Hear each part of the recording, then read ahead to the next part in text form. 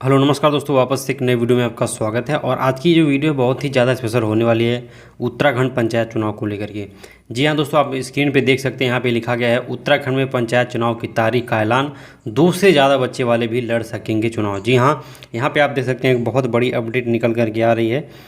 पहले क्या था, पहले जिनके 2 बच्चे थे वो लोग चुनाव नहीं लड़ सकते थे, 2 से ज़्यादा बच्चे वाले। लेकिन अब ये एक तरीके से जो क्राइटेरिया है इसके अंदर बदलाव किया गया है और अब जिनके 2 से ज़्यादा बच्चे हैं वो चुनाव इस बार लड़ सकते हैं, लेकिन फिर आगे से ये चीज़ें नहीं होंगी। तो क्या कुछ बड़ी अपडेट है, यहाँ पे आप देख सकते हैं लिखा गया है उत्तराखंड में पंचायत चुनाव की तारीखों का ऐलान हो गया है। दिसंबर में पंचायत चुनाव और निकाय चुनाव कराए जा सकते हैं। जी हाँ दोस्तों, बहुत बड़ी अपडेट है यहाँ पे, दिसंबर में। जी हाँ, दिसंबर में चुनाव आपके यहाँ का ग्राम सभा का पंचायत चुनाव और निकाय चुनाव हो जाएगा। और इसको लेकर के दोस्तों चुनाव आयोग ने तैयारी शुरू कर दी है। इस बार जिनके 2 से ज़्यादा बच्चे हैं वो भी चुनाव लड़ सकेंगे, पहले इन पर रोक थी। जी हाँ, यहाँ पे आप ये लाइनिंग देख सकते हैं, ये लाइनें जो हैं वो काफ़ी कुछ बता रही हैं।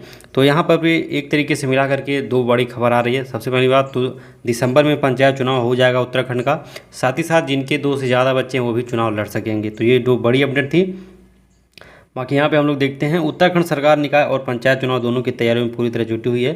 सरकार ने ग्राम पंचायत में परिसीमन की तैयारी पूरी कर ली है। सभी 13 जिलों में परिसीमन का काम पूरा हो चुका है। इस मुद्दे पर पंचायत राज के सचिव चंद्रेश कुमार यादव ने जानकारी दी है। उन्होंने कहा है कि 2024 में होने वाले चुनाव के लिए ग्राम पंचायतों के परिसीमन और पुनर्गठन की जो प्रक्रिया है वो पूर्ण हो गई है। दोस्तों इस बार कुल 50 नई ग्राम पंचायतें बनाई गई हैं और 13 ग्राम पंचायत निरस्त की गई हैं। कुल 37 नई ग्राम पंचायत अस्तित्व में आई है। पिछली बार जब पंचायत चुनाव हुआ था तब उत्तराखंड में केवल 7,795 ग्राम पंचायतें थीं, जो अब बढ़ करके 7,832 हो गई हैं। तो ऐसे में ये बड़ी खबर है। और बता दें उत्तराखंड में इसी साल दिसंबर में पंचायत चुनाव होने वाले हैं। तो राज्य निर्वाचन आयोग ने चुनाव की तैयारियां शुरू कर दी हैं। उत्तराखंड में अक्टूबर में पहले चुनाव होने वाला था, लेकिन फिर उस हिसाब से तैयारी नहीं हो पाई, तो फिर इस चीज़ को आगे बढ़ा करके दिसंबर में किया गया है। विधानसभा में ओबीसी आरक्षण संशोधन विधेयक पेश होने के कारण चुनाव तारीख में बदलाव किया गया है। बात करें और भी यहाँ पे न्यूज़ की, तो उत्तराखंड में पहले 2 से ज़्यादा बच्चे वाले जो लोग थे वो चुनाव नहीं लड़ सकते थे, लेकिन अब 2 से ज़्यादा बच्चे वाले माता पिता भी चुनाव लड़ सकेंगे। इस बारे में उत्तराखंड के पंचायती राज मंत्री ने बताया कि हाईकोर्ट ने 2 से ज़्यादा जीवित बच्चों वाले उम्मीदवारों के लिए चुनाव लड़ने की कट ऑफ तय कर दी है। हाईकोर्ट के मुताबिक 25 जुलाई 2019 से पहले जिनके बच्चे जीवित हैं वे पंचायत चुनाव में अपनी उम्मीदवारी का एक तरीके से दावा कर सकते हैं। और मंत्री ने यह भी कहा कि कुछ लोगों को अभी भी पंचायत चुनाव में 2 बच्चे के नियम को लेकर के संशय है, तो उन्हें इस नियम के बारे में उचित जानकारी प्राप्त करनी चाहिए और अपनी क्षमता के अनुसार फिर चुनाव में भाग लेना चाहिए, जिससे ग्राम पंचायत का विकास होगा। तो दोस्तों मिला जुला करके ये बहुत बड़ी अपडेट थी, ठीक है। और यहाँ पे आप देख सकते हैं नवभारत टाइम्स के यहाँ पे ये न्यूज़ है। एक तरीके से हम लोग अगर बात करें तो इसमें काफ़ी चीज़ें देखने को मिल रही हैं। सबसे पहली बात तो उत्तराखंड में जो पंचायत चुनाव की तारीखों को लेकर के काफ़ी लोगों के बीच में संशय बना हुआ था, वो यहाँ पे पूरी तरीके से क्लियर हो चुका है, यानी कि दिसंबर में पंचायत चुनाव होगा। साथ ही साथ दोस्तों कुछ लोगों को ऐसा लग रहा था कि अगर उनके यहाँ 3 बच्चे हैं तो वो फिर चुनाव नहीं लड़ सकते हैं, लेकिन इस बार ये नियम हटा दिया गया है। अगर आपके 3 से ज़्यादा बच्चे हैं, 2019 से पहले जीवित हैं, तो उसके बाद से आप पंचायत चुनाव लड़ सकते हैं और दावेदारी अपना वहाँ पे कर सकते हैं। साथ ही साथ जो भी चेंजेस इसके अंदर होने थे, जिला में परिसीमन जो भी करना था, जिले के अंदर सभी 13 जिलों में परिसीमन का काम पूरा हो चुका है, यानी कि आरक्षण सूची बहुत जल्द आने वाली है। फिर उसके बाद चुनाव प्रक्रिया शुरू हो जाएगी। तो ऐसे में दोस्तों ये कुछ बड़ी अपडेट थी। अब हम लोग बात करते हैं, अगर आप एक तरीके से पंचायत चुनाव के उम्मीदवार हैं, ग्राम प्रधान प्रत्याशी हैं, तो आपको क्या क्या चीज़ें करनी चाहिए जिससे आप इस चुनाव में काफ़ी अच्छे तरीके से विजयी हो सकते हैं।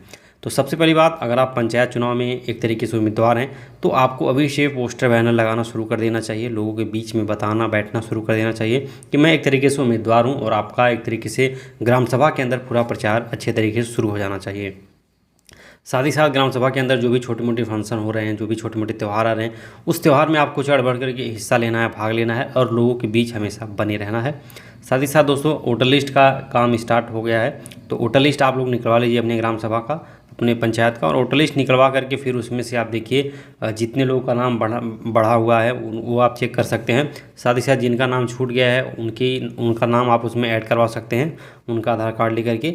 और आप उम्मीदवार होने के नाते आपका ये एक तरीके से फ़र्ज़ बनता है कि आप इन सब चीज़ों को करवाइए। और साथ ही साथ दोस्तों आपको ये भी पता होना चाहिए कि अभी ग्राम सभा के अंदर कौन सा काम चल रहा है और पिछले 5 सालों के अंदर कौन सा काम हुआ, अभी ग्राम सभा के अंदर क्या क्या चीज़ें नए जो काम है, क्या नए विकास कार्य करवाने हैं, वो आपको सुनिश्चित करना है, ताकि आप अगर विजयी होते हैं, जीतते हैं, फिर उसके बाद आप क्या करेंगे ये आपको पहले से पता हो। लेकिन उसको जानने के लिए, अभी ग्राम सभा में जो काम हुआ उसको पता करने के लिए आपके पास हो सकता है कोई तरीका ना हो, तो निराश होने की ज़रूरत नहीं है, घबराने की ज़रूरत नहीं है। आप हमारे यहाँ से अपने ग्राम सभा का पूरा डिटेल ले सकते हैं, जिसमें 5 सालों के अंदर जो भी काम हुआ रहेगा, चाहे वो मनरेगा के अंतर्गत हुआ हो, रोड से रिलेटेड काम, चाहे वो 15 वित्त के अंतर्गत हुआ जिसमें नाली, खड़ंजा, हैंडपम्प, रिबोर, ये सारी चीज़ें आती हैं। ए टू जेड सारी जानकारी हम आपको दे देंगे। एक एक रुपये जो भी खर्च हुआ वो सारी डिटेल हम आपको दे देंगे। तो उसको जानने के लिए आपको कुछ नहीं करना है, बस ये स्क्रीन पे आपके जो नंबर दिख रहा है, इस नंबर पे आपको संपर्क करना है, मैसेज करना है, कॉल पे बात करना है, फिर आपको उसके बारे में सब कुछ जानकारी दे दी जाएगी। इसका हमने मिनिमम चार्ज रखा हुआ है, आप वो चार्ज पेमेंट करेंगे, उसके बाद आपको पूरी फाइल मिल जाएगी। फिर आप उसको प्रिंट आउट निकलवा करके अपने पास रख सकते हैं, या फिर लोगों के बीच में जा करके लोगों को दिखा सकते हैं। और एक तरीके से ये पूरा डेटा है, पूरा आंकड़ा है कि पिछले 5 सालों के अंदर कितना ग्राम विकास में खर्च किया गया है, कितना पैसा खर्च हुआ है। तो ये जानना एक तरीके से बहुत ज़्यादा ज़रूरी है, और इसको लेकर के आप ग्राम सभा में भी काफ़ी अच्छी छवि बना सकते हैं। तो इसको लेने के लिए आप इस नंबर पर संपर्क करिएगा। बाकी उत्तराखंड पंचायत चुनाव से संबंधित जो भी कोई भी अपडेट आता है तो सबसे पहले हम यहाँ पे बताने का प्रयास करेंगे। तो चैनल को आप लोग फटाफट सब्सक्राइब कर लीजिए। मिलते हैं दूसरे नए वीडियो में।